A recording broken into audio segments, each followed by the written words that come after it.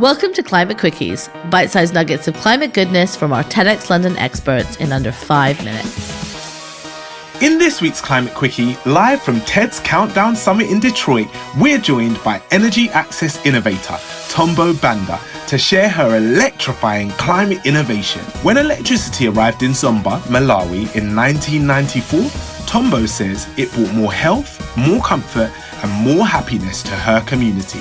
So why are 500 million people still lacking access to the transformative power of electricity in Sub-Saharan Africa, relying on highly polluting materials like diesel and firewood? Tombo introduces us to her company's mini-grids, local renewable energy systems, making electricity more accessible and creating better lives for millions of people.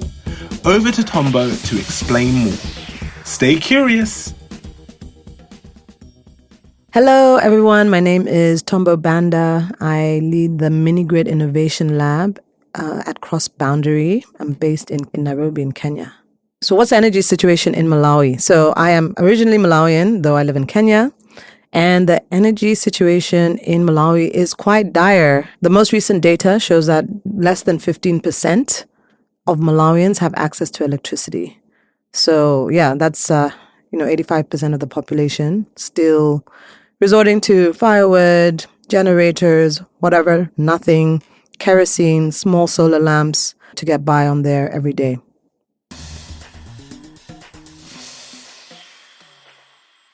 What are the energy challenges in Africa at the moment? So Sub-Saharan Africa, the World Bank data shows that 500 million people today don't have access to electricity.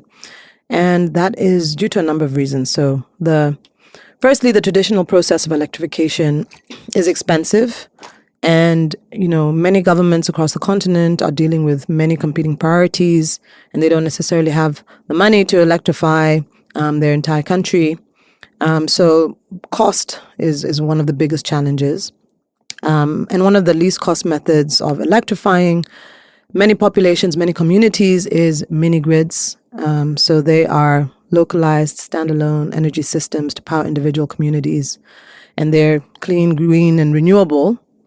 So I work on making these more profitable as a way of getting the private sector to invest and therefore accelerate access to electricity across the continent.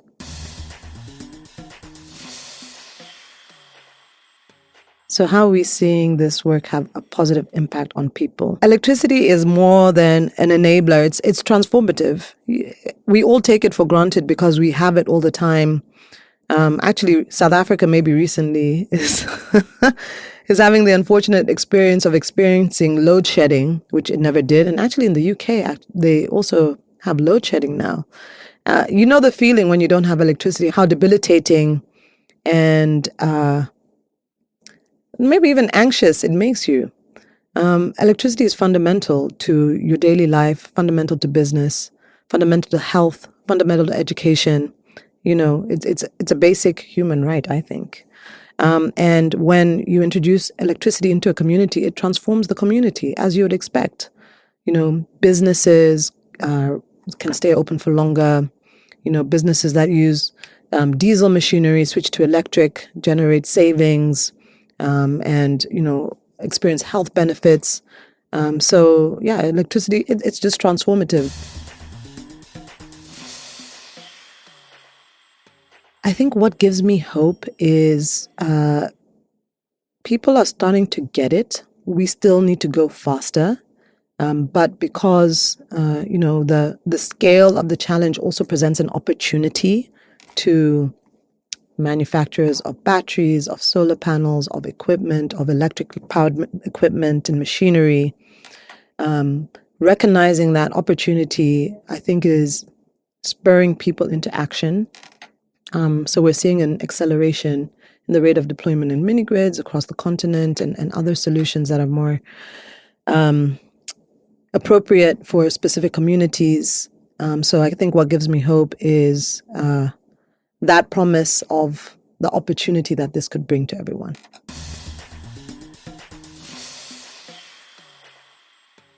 Where can people find out more about our work? So our website is the best place to start. So crossboundary.com, And if you go to labs, you'll find the innovation lab there. And we have a bunch of our research up on the website that people can digest. My climate confession is that my dirty secret is I love fashion. So I love shopping. And I have a lot of clothes that I don't need. And I know it's bad for the environment, but I keep doing it.